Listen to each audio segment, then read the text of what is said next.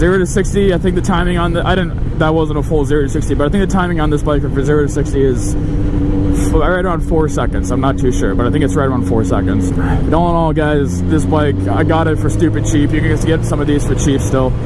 I got this particular one for 900 bucks. Now, with that being said, it wasn't in perfect condition. It's still not in perfect condition.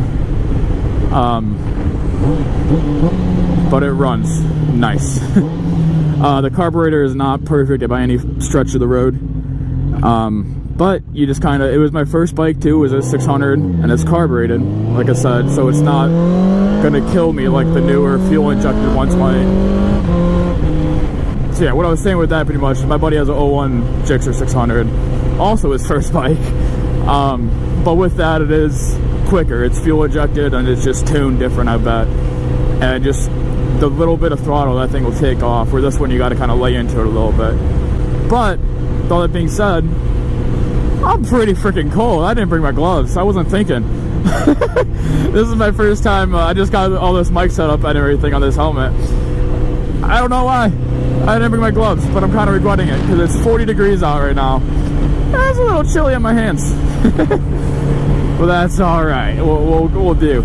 And this bike, with being a 96, even newer bikes don't have, a lot of newer bikes don't have kind of what this has. It's got a fuel gauge on it, man.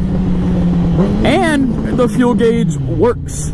And you don't get that out of every bikes. Out of all bikes, I should say. Like, I refer back to my buddy's 01 Gixxer. It's an 01, it's 5 years newer than this.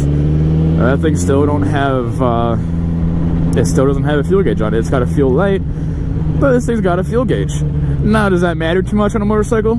It's up to you, I guess. Kind of personal preference. After having it, I do like it. But at the same time, if you got a fuel light, you kind of just watch your mileage, you know, you'll be fine. Doggy!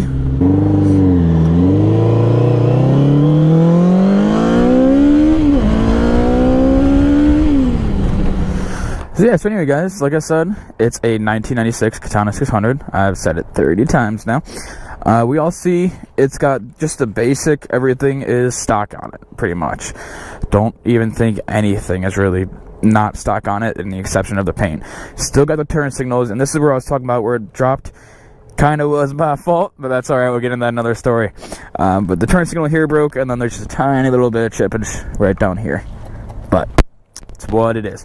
Like I said, guys, I got this bike for $900, and it's how it is. Like I said, the previous owner, he did the paint. You can see it's the black and red on it. I think what he said he did was he did a base layer of black, let it set and everything, and then next day or so he run over with the red, this type of red, orange, pink, whatever you kind of want to call it. And what he did is when the red was drying, he would take saran wrap or something on it, and it would pull off the red and the black would show through. So I think that's super cool. So it's obviously a 6-speed, it's a 600, and it's what it is. One thing on this bike that we actually just kind of worked on, the person before me must have tried or had an aftermarket exhaust on here or something crazy. But what they ended up doing is in the, I believe you'd call it the header, there's 2 bolts per cylinder, okay? There's 4, so 4 cylinders, that's 8 bolts. What ended up happening was the bolts, like 2 of them and 2 of the cylinder, 1 in each cylinder for 2 cylinders total, so 2 total bolts. They just snapped off inside of it when he was doing it, I guess. So that wasn't making a correct seal. So me and my buddy, we didn't know that at first, so we just took it apart the other day. We're like, all right, we'll take it apart, and it's missing a bolt we see, so we'll take it apart, take the screw out, go get it measured, and get more, and, you know, put some little bit of sealant on it and get it working. We took it off, and we realized the bolt was stuck inside of it, and we didn't want to, you know, drill it out and do it the proper way, because it's just kind of a pain on this bike. So we said, screw it.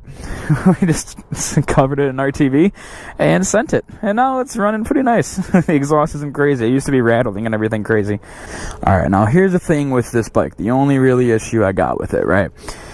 With it being a 96 and carbureted, the carburetors haven't been cleaned out since I've owned it. I've owned it a little more than a year now. And when I got it, the guy told me the carburetor should be cleaned out. With that being said, it's 4 cylinders, it's a big carburetor, and I'm not really about to take the whole bike apart and do all that, because I'm honestly not too comfortable with myself doing it. If it was I've done it on a smaller dirt bike before, and I'm sure it's the same type of thing. but I just don't want to mess with it. When it warms up, it runs totally fine. But like I said, the only thing with it is that carburetor is not perfect. I'm sure a lot of you guys on YouTube are now yelling at me like, fix your carburetor, whatever. I brought it to his shop just to kind of get a base estimate on it, and he's like, dude, I don't really want to touch it. He's like, it's not worth it for you. He quoted me like $600 for the labor alone, plus if you want to get, you know, new jets, seals, gaskets, O-rings, whatever, it'll be a little bit. So it's kind of right around $1,000 to get the carburetor running nice, and that'd be awesome to get it done. But I bought the bike for $900, so kind of just throwing the same price back in it, it's not worth it. But anyway, here's what I was talking about how it starts. Right now it's kind of warmed up. It's ran for like 5-6 minutes, so it might be okay, but we'll see, right? No choke, no nothing on right now, all right? I guess right now it's gonna make me a liar, isn't it? Okay, never mind.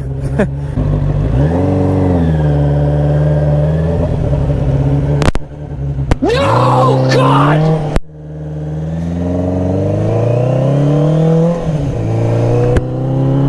I'm so happy with this exhaust now, though. Before it would be rattling and just sound really crappy. All the exhaust is coming out of the back now instead of up here at the front. So I'm happy with that.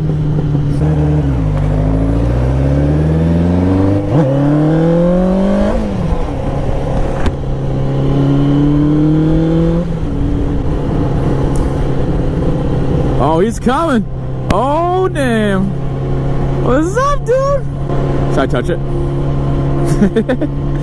Alright, but anyway, guys, I would like to thank you all for checking out this video. A little bit about myself.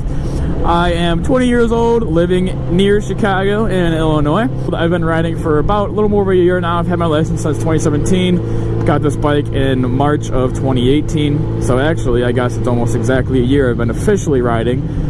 At least this bike. I've ridden a couple before, but, you know, not for a long time. But with that, I would hope you guys enjoyed this video. I hope it's not too crazy, but we're going to be making some more videos soon. I have a buddy who's got that Gixxer I was talking about earlier, and we're going to make them together. If anyone in this area wants to come out, we'll meet up too.